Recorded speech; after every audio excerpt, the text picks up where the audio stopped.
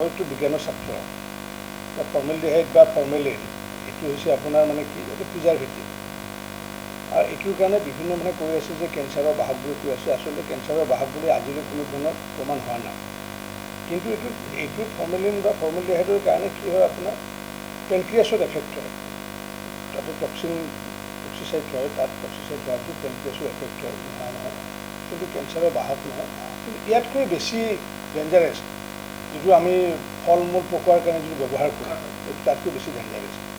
গতিকে প্ৰিজাৰ্ভেটিভ ব্যৱহাৰ কৰে তাৰ মাজত যদি প্ৰিজাৰ্ভেটিভটো যদি বেছিকৈ ব্যৱহাৰ নকৰে প্ৰিজাৰ্ভেটিভটো আজি সকলোতে ব্যৱহাৰ কৰে কিন্তু সেইকাৰণে আমি ৰাইজক জনাওঁ যে সকলোৱে আমাৰ অৰ্গেনিক খানা খাব লাগে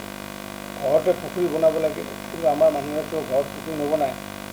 আমি এতিয়া অমৃত সৰোবৰৰ জৰিয়তে পুখুৰী ডাঙৰ ডাঙৰ পুখুৰী বনাই আছোঁ PMGৰ জৰিয়তে প্ৰায় কেইবা হাজাৰ পুখুৰী আমি বনাইছোঁ গ্ৰাম্য অঞ্চলত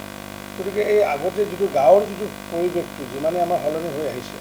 আৰু আমি যদি বেলেগৰ ওপৰত নিৰ্ভৰশীল হ'ব লাগে তেতিয়াহ'লেতো স্বাভাৱিকতে দেহৰ কাৰণে ক্ষতি এইটো ক্ষতিকাৰক হয় কিন্তু কেঞ্চাৰৰ বাহক বুলি এতিয়ালৈ কোনো ধৰণৰ হেৰি অহা নাই